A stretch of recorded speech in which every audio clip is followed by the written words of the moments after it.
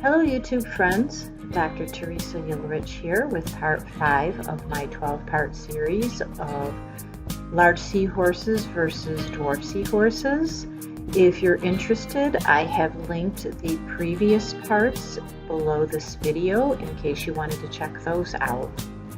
So we've already talked a little bit about some of the cost investment and the difference in requirements, and I'm going to get a little bit more specific now about the cost investment of the equipment and materials that are needed and the differences for the dwarf versus the large seahorses.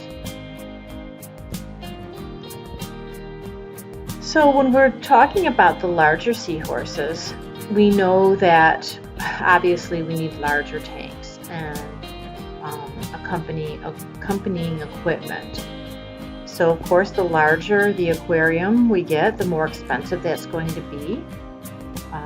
And since we're talking about a minimum of 30 gallons for a pair of larger seahorses and more for more pairs, that starts to add up. And when we include those costs for the accompanying materials, it can really get quite costly, into the hundreds of dollars. So think about if we are providing a specific stand that will hold the weight of the aquarium with its water full, or if we're getting something a little bit more ornate. So just between the physical tank or aquarium itself and the shape and design of it, and any supporting stand, we're talking a couple hundred of dollars potentially. And then that's not including if you plan to buy a lid, any special lighting that would go with that as well.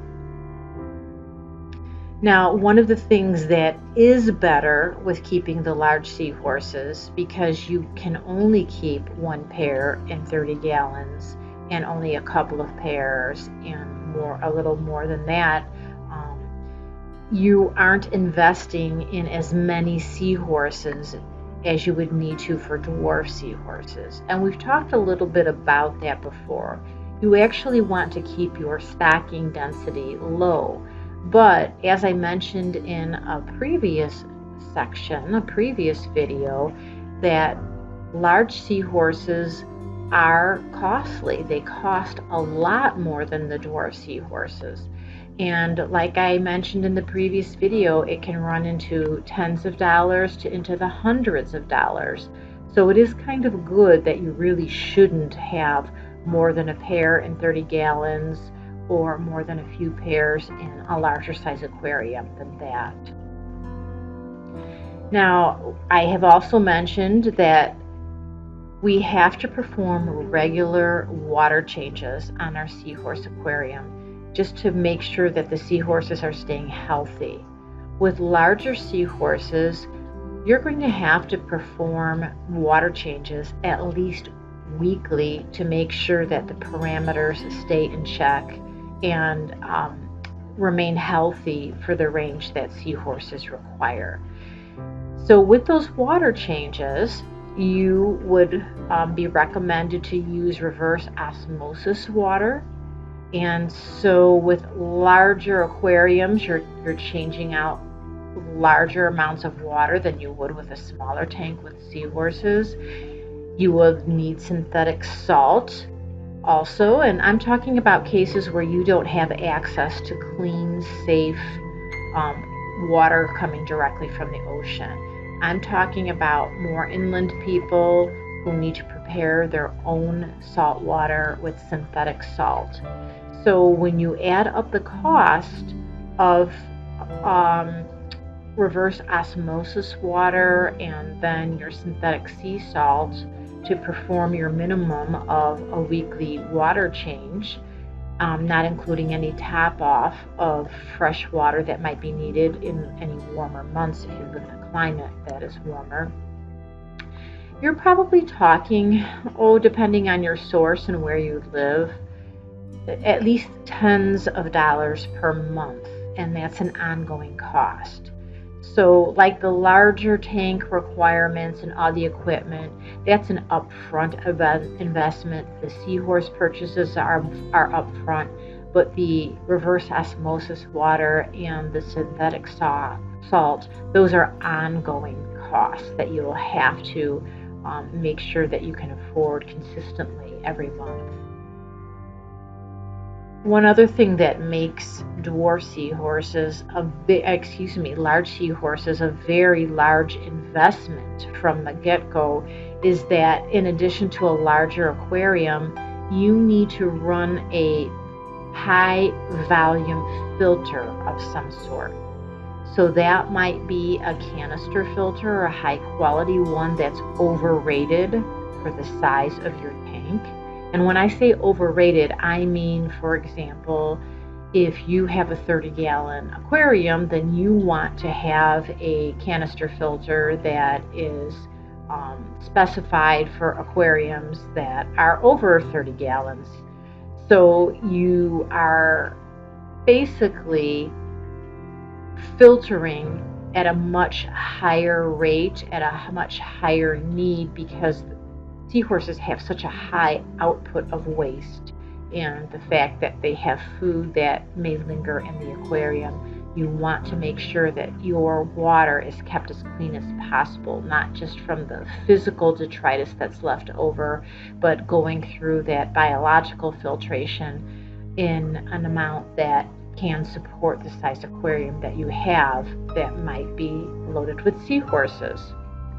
Another kind of filter, and this is typically more recommended for seahorses, is what's called a sump filter. Sometimes it's called a wet dry filter, or there are other kinds in the past called a trickle filter.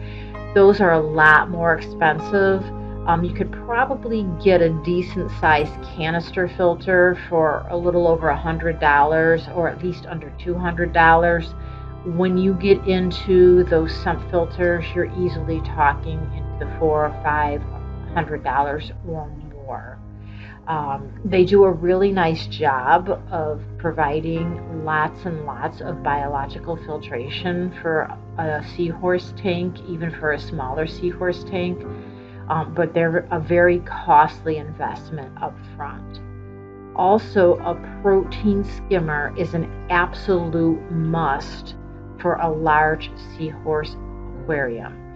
So if you've ever noticed in the ocean, if you've gone to a beach, when the waves are hitting the sand, there'll be foam. That's the nature's way of basically filtering the ocean water from all of the protein and invisible or microscopic things that we can't see with our human eyes, cleaning out that ocean water. So protein skimmer is something that will either sit in your sump filter, or there are some hang on back versions that basically pull water through them. Somehow there is air injected into the water that's pulled into the skimmer system, and it creates bubbles. And those bursting bubbles will remove any unseen organic matter that builds up in the tank and help keep the aquarium cleaner and safe.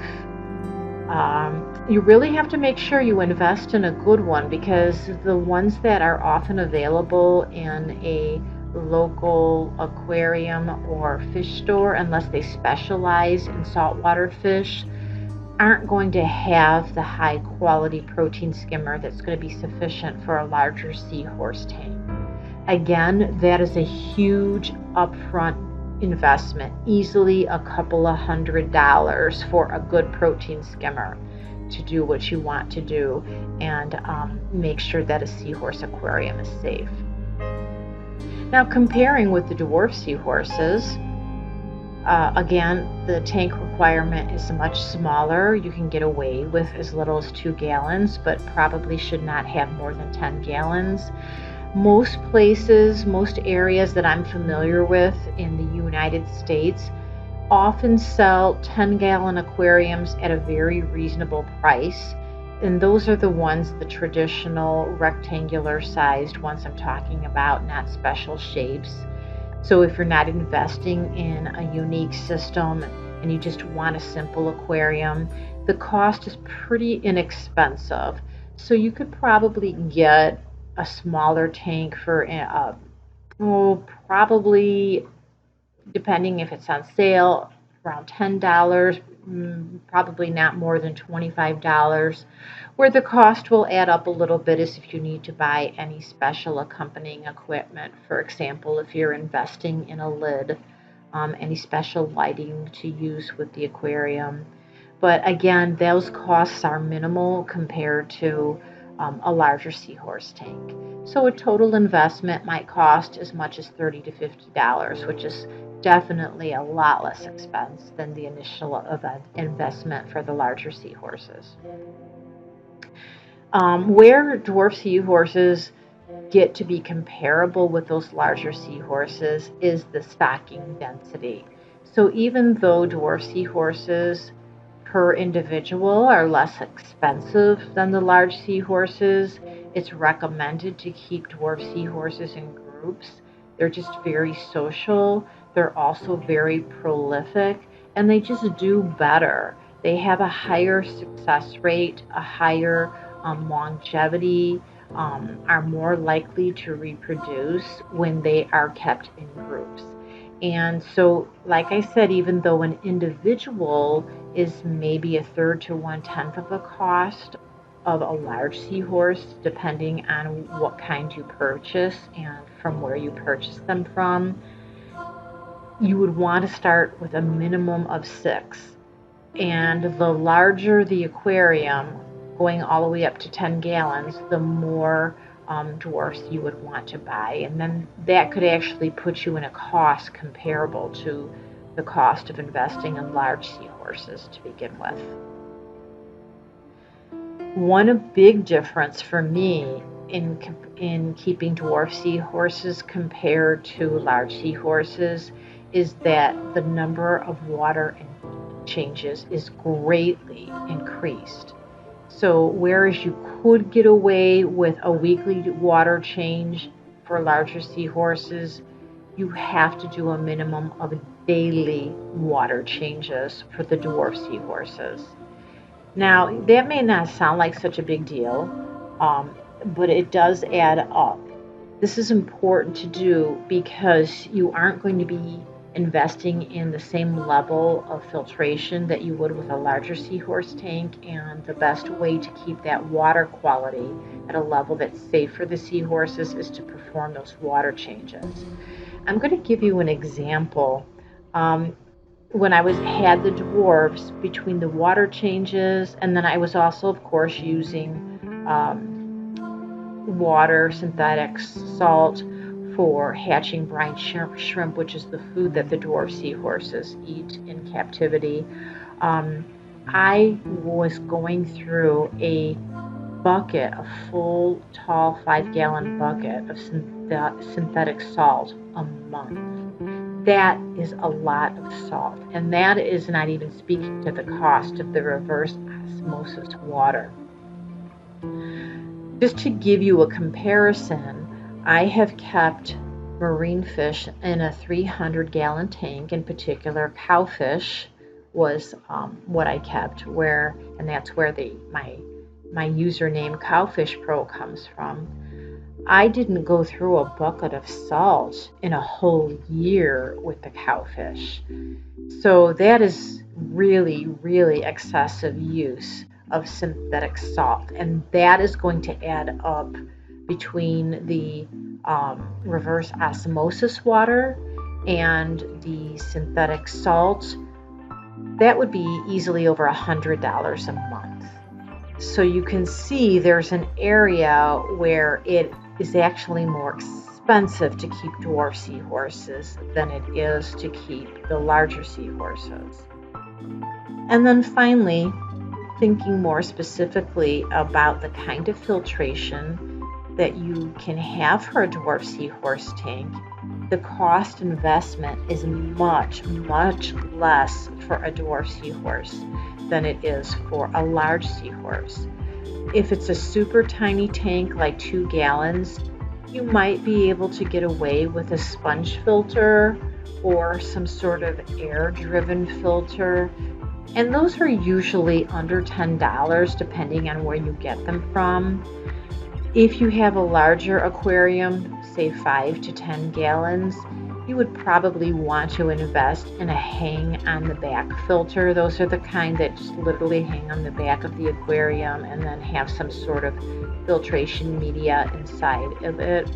And of course you want to put some sort of cylindrical pre-filter sponge on the intake so that the food and the seahorses don't get sucked up.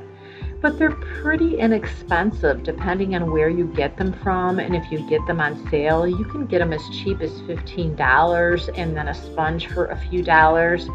So we're talking about an investment of under $20 for filtration for a dwarf seahorse tank compared to literally hundreds, close to even $1,000 of investment for a high volume filter and protein skimmer.